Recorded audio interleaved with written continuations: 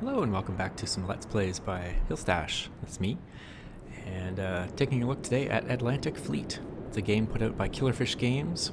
It just came out on PC about a month ago. So it used to be a tablet game, I'm pretty sure, which is going to be why I'm going to complain a little bit about the controls. But otherwise, it's actually a really fun game. It's a little bit of a slower paced, perhaps more realistic, although it's hard to say, version of World of Warships or something like that.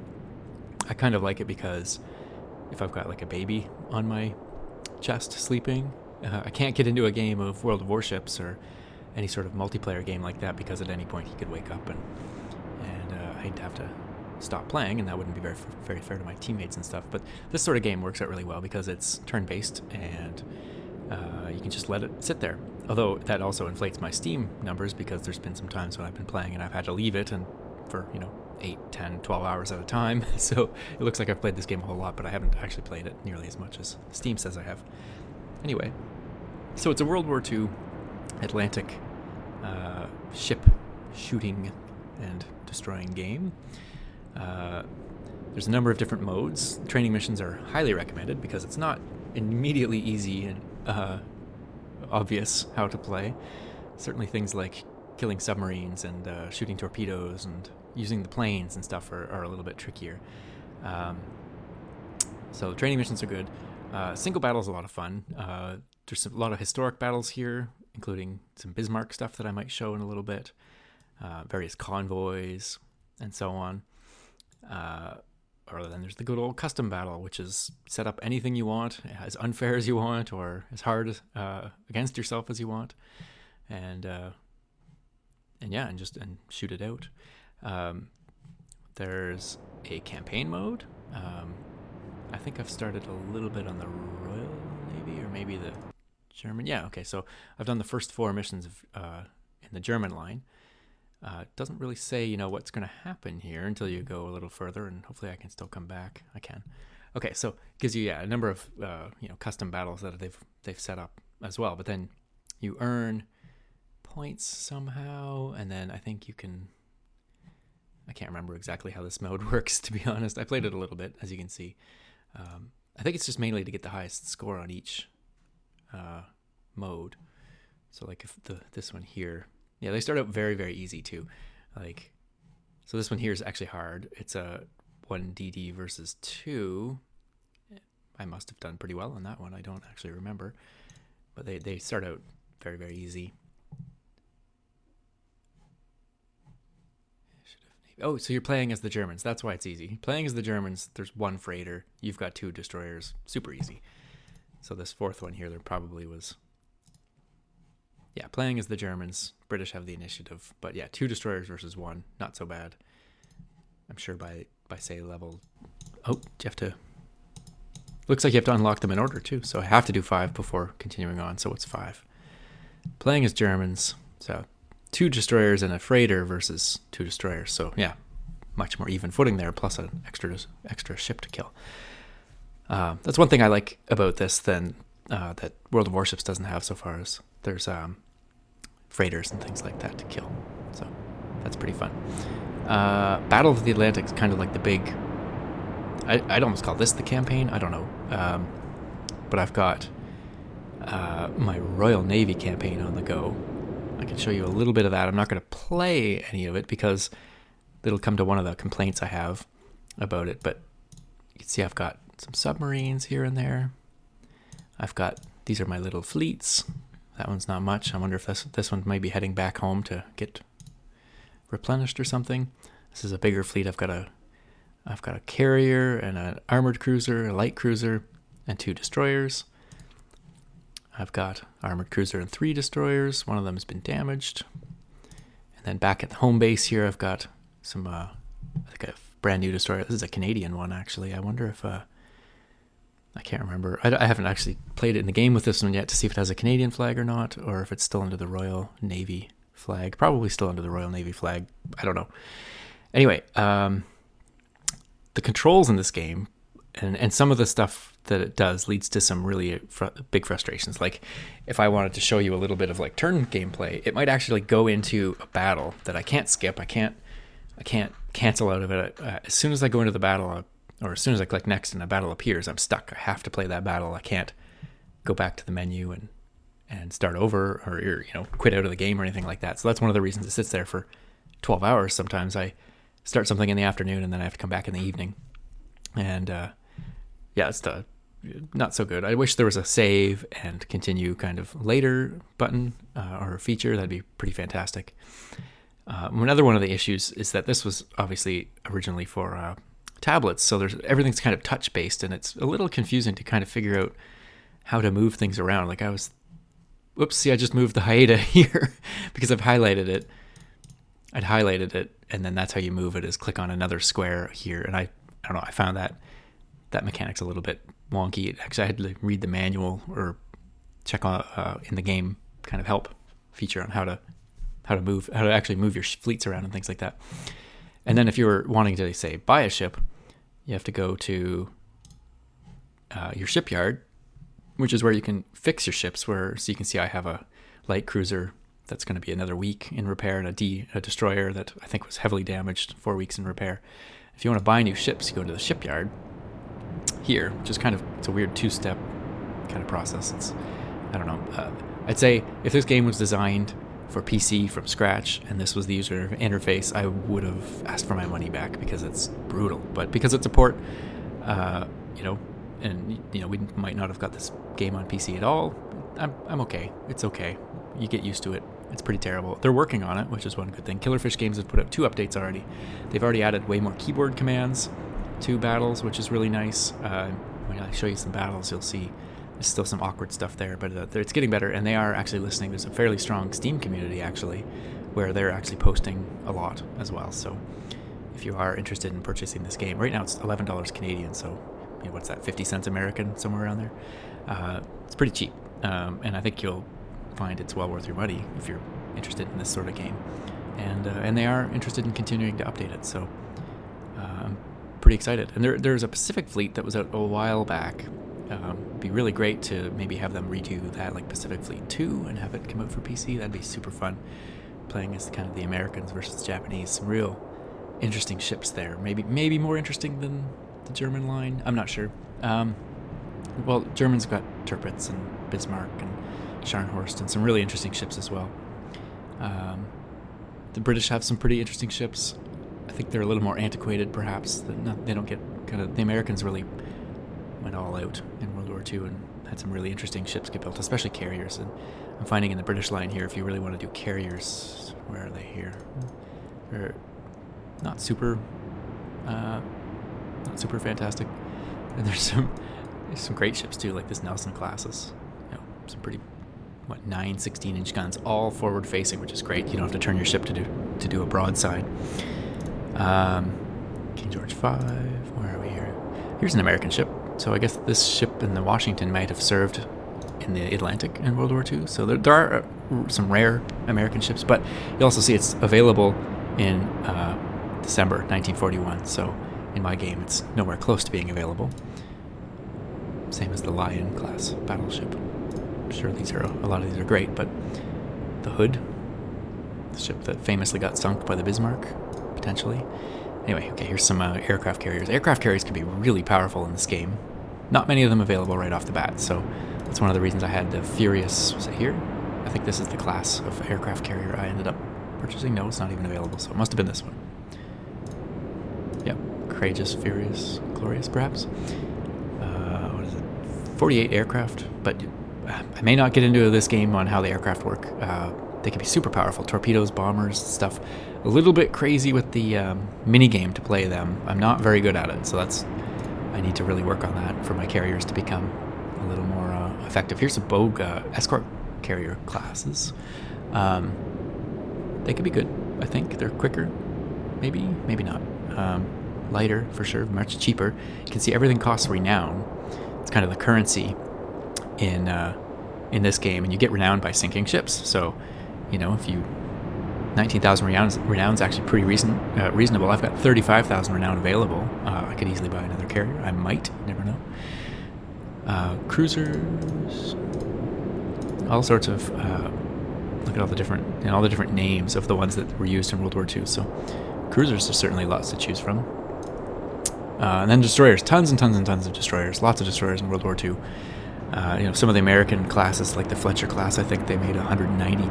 Some of them, I think, in World War II. Like, that's just, there's a lot of destroyers available. So I think quite a few of them are available here, and including the tribal class, which is some of the more famous destroyers of World War II, especially the Canadian ones, where I just kind of bought myself the Haida, which is a ship that's actually still available, still viewable in Hamilton Harbor in Ontario. Something I really, really hope to do someday. I used to live in Hamilton for quite some time and did not ever visit that ship. I was even in the Navy Reserve right next to that ship and never actually visited the museum ship. So, poor excuse for me, but anyway. Tribal class destroyer, quite nice. Quite a few of them available. The Iroquois, I think, was... Some of these in Huron and stuff, they were Canadian because, well, they were. Britain and Canada kind of combined on the design, I think, and built some in World War II. Anyway, pretty cool ships. Enough of that. How do I get out of here? Oh yeah, again, finding how to get in and out of these menus is tricky. Interface is pretty terrible, but I think that's enough of talking about it. Let's see how bad I can be at this and do a single battle. Maybe I'll try to do a famous one, like where the Bismarck was engaged by the Prince of Wales and the Hood. Let's see if I can do better than historic. I'll play as Britain. See if I can actually take out the Bismarck. The Bismarck actually had another ship with it too, so it's not just 2-on-1 here. It's 2-on-2, so it's fairly even, I guess. It's Prince Eugen, pretty decent ship on its own. I think there was some argument still historically about whether or not it was the Prince Eugen who that shot and destroyed the Hood. The Hood's a battlecruiser. Battlecruisers were a really interesting class of ship. Not so far modeled in World of Warships. I think there's probably going to be a split sometime in maybe the battleship lines, and perhaps because like things like the Congo battleship was really a battlecruiser in World War II. So, but the idea of battlecruisers is they have battleship armament but cruiser armor, and so typically they're the idea is they can go much faster, and that'll be their defense, is their speed. But in reality, what ended up happening was, well, one lucky shot from one of these two ships essentially lit the magazine of the Hood off, and it sunk in, a couple minutes, probably with, I think it was most of the hands on board, unfortunately. So anyway, and I've got the options on this set to the very most basic when you first start, easy stuff. There's a whole bunch of ways to make this game a lot harder. So if this actually looks fairly easy the way I do it or anything, you can make it way, way, way more realistic and harder. And you can also play 2-player. If you've got 2 people in the room, you can actually turn this on, and then I would play, first player would go as England, and then the next player would go as Germany. And that could be pretty fun, actually, in person to do. Although there's a little bit of stuff when it comes to torpedoes, maybe. That would be, where did you fire your torpedoes? Well, if I watched you fire your torpedoes, I could more easily avoid them, potentially. Torpedoes are a pretty cool part of this game, but unfortunately not in this battle. This is going to be a big guns battle. So here we go. Here's the game. So here are my ships. You can zoom in and out. So this is Prince of Wales. They always go, when you're playing, in order of the biggest guns to the smallest. So Prince of Wales will shoot first. And then similarly, the Bismarck will, whichever one of the two of those is Bismarck, will shoot at us first. And yeah. One thing now that I think I really want to turn on is there's one option to start battles further apart, because this seems like, holy crap, we're awfully close. How close are we? Not exactly sure. There's a way to, when you're firing torpedoes, it shows you how far away the enemy is, but here, I don't really know. There's no scale anywhere that I can see. So there's a map here, and you spend a lot of time in here just seeing what your ships are doing, where they are, where your shots landed. That's a really key feature. I don't currently have fired any shots, so I can see that I've got 14-inch guns though that are going to fire. Bismarck has 16s, which are going to hurt. especially if the hood takes one. So let's see. So what happens, this is now focused on the Bismarck. You can actually see some information about it here. You can see with things that are damaged on the right-hand side when you score some hits. You can see kind of the information about it. Oh, 15-inch guns, sorry. It's got 8 15-inch guns, 12 5.9-inch secondaries. Some of the armor information, how thick the armor is, quite thick in some spots.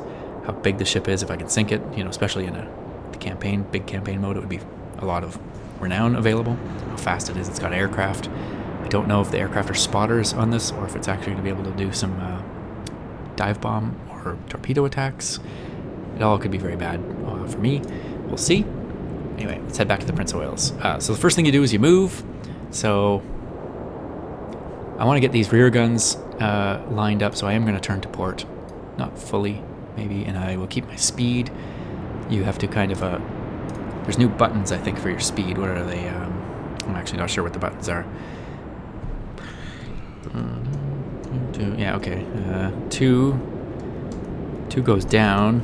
Oh, 8 goes up on the numeric keypad. So I'm going to keep it at full. And then one of these will go, yeah, here we are, port, starboard. 4 and 6 go change your angles. Or you can just manually move the slider, because this was, again, a tablet game, so lots of touching you can do, so the equivalent would be with the mouse. So I'll keep the speed and then do a move.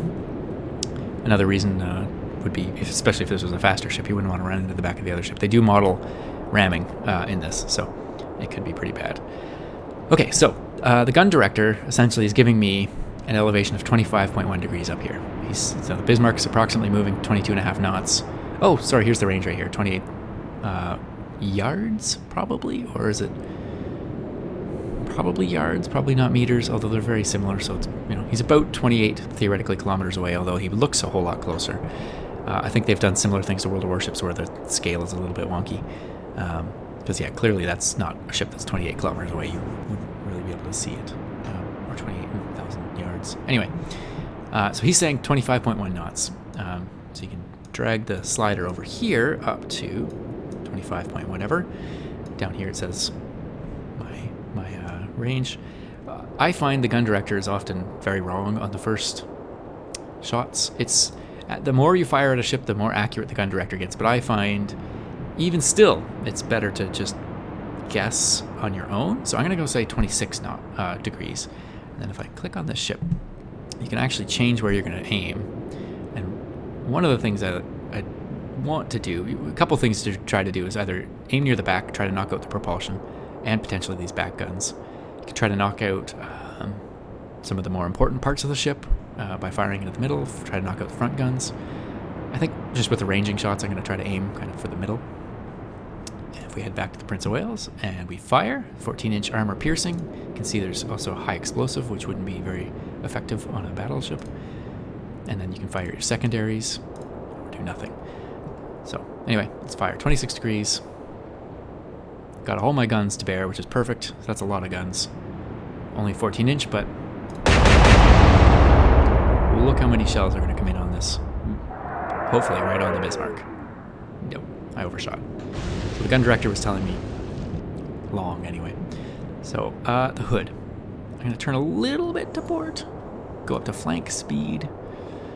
Because this is, again, a very much more unarmored ship. You can see 12-inch belt, 15-inch turret, 3-inch deck. 3-inch deck armor is a problem. If anything comes down on it from one of those ships, it's going to be trouble. Oh, and I am going to focus on the Bismarck at first, because it's clearly the bigger threat of the two. Yeah, anyway. Do my move. Try to gain some speed. The speed doesn't really help you much in this, because when you're shooting at this stationary target. That's something I'd love to see, I think, in, you know, a different game or another game along these lines, is you have to kind of predict where the enemy's going to be when you do your shots, and then everyone does their move and shots kind of thing. I think that might be a little bit better, but anyway. So gun director's, wait a minute. What's he saying for elevation? Oh, 20.2 degrees. Fine. Let's trust him, although he was, let's say 20 degrees on the nose for fun. And I'll fire, again, fairly into the center of the ship. There is some side-to-side dispersion, although the most dispersion is forward and backward, I guess. Vertical dispersion. Let's fire. So we're firing 15-inch shells. Oh yeah, because this is the hood. This is the battle cruiser. Again, it's got bigger shells actually shooting than the battleship, but yeah. Let's see how we do. And short. Okay. So those are my first shots. Here comes the Bismarck. So it's 15-inch shells. Get a lucky shot on me. Nope, he's pretty far off too. And the Prinz Eugen turning in on me. We'll see what that does. And he's long. Okay, this is now where I think, for me anyway, the game feels like it's a little bit easier. Keep turning a little bit to port. And you can see now there's a plus next to the Bismarck up here, indicating that theoretically we've got a better firing solution, slightly better than last time. We'll see, because now I have this. So we're all a little bit closer to each other than we were the last turn. The last turn, you can see each dot here represents where they were last turn and where we are now. And you can see I shot at 26 degrees and I was way up here. So I'm going to say, and it's telling me 18. I think 18's undershooting there. I'm going to say 22 and a half degrees maybe. That's my guess. Because the thing is the next time I shoot, I get even better. So 22 and a half degrees. Let's shoot a little bit forward of that. Oh, and you can't see my guns firing, but you'll see the shells coming in a minute here. That's looking better. Yes. Looks like 2 hits there maybe. So, do a slight turn to port again. I'm a little worried about Prinz Eugen turning in on us here. He's going to get closer and easier to potentially hit us, but so I'm going to kind of maybe keep turning away. Let's check the Bismarck, see if I did any damage. No real damage, unfortunately, with those 2 shells. That's too bad. Okay, let's check the map on this one. So I was short at 20 degrees. It's saying 23.1. I'm going to say 22, because we're a little bit closer. So 22 is going to be my guess here. Maybe 21.8. Even better.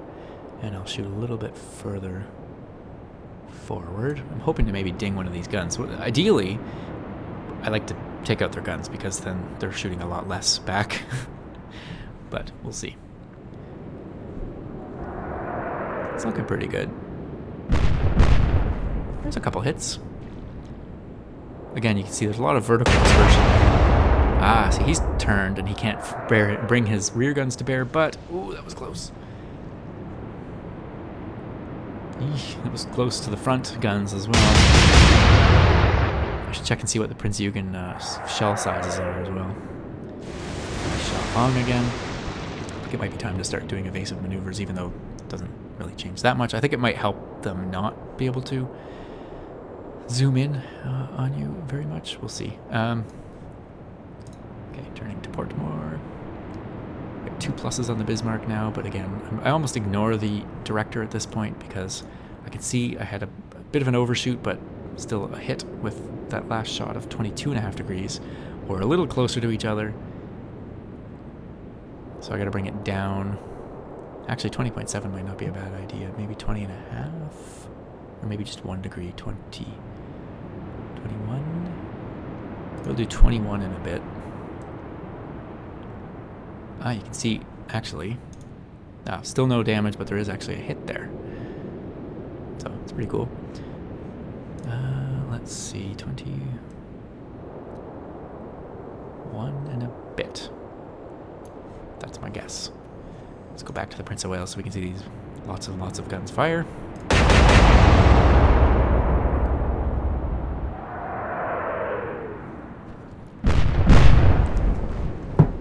Looks like maybe 3 might have hit there. Do we have any damage yet? No damage. No damage showing anyway. Okay, so this is something I wanted to talk about, something that I don't like, or maybe I'd like changed. Is more information about what's actually going on. So they say that the ships have compartments inside them, and if you have a hit like this, especially if it's below the waterline, you'll cause flooding, and especially if the pumps get damaged, you can sink the ships by them essentially having too much water coming in their ships. That's one way to sink them. I think probably one of the only real ways to sink them, because these things can soak up a huge amount of damage otherwise.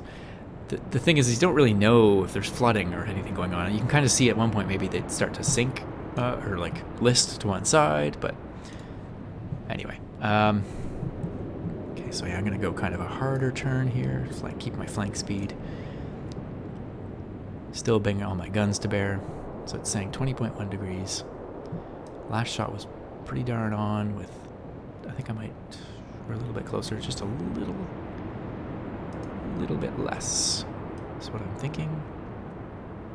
And I'll shoot kind of, I'm thinking maybe if I can take out these front guns, it would really limit what the Bismarck can do. So let's have some shots here.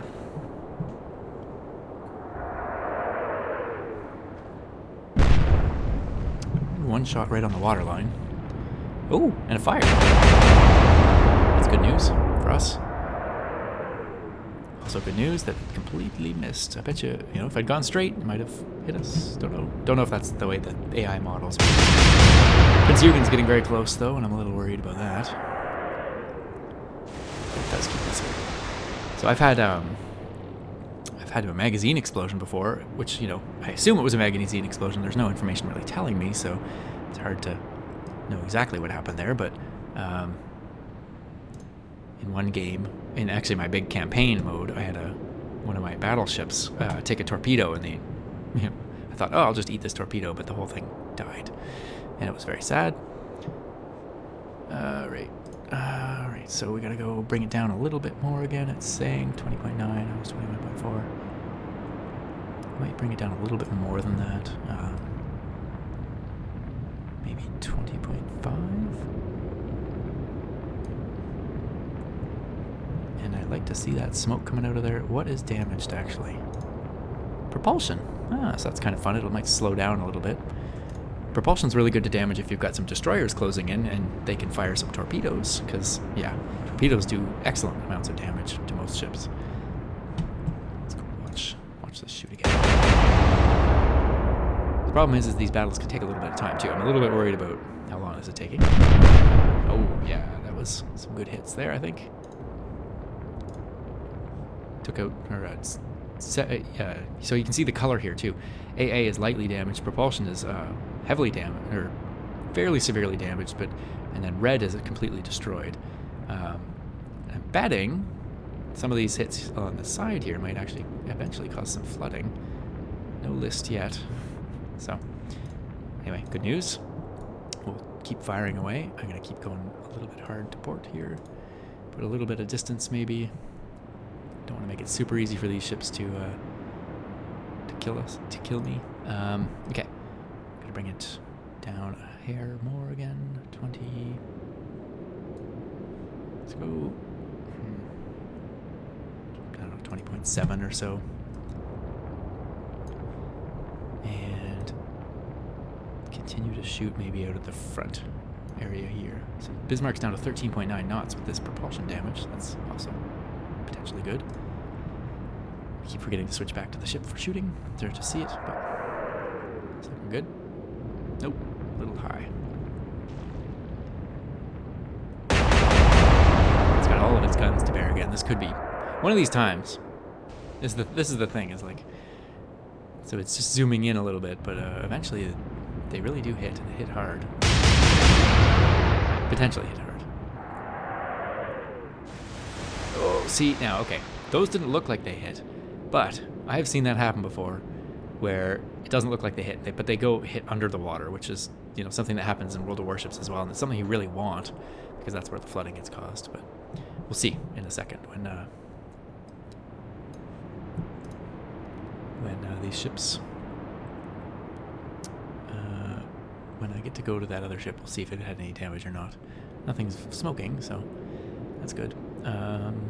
Okay.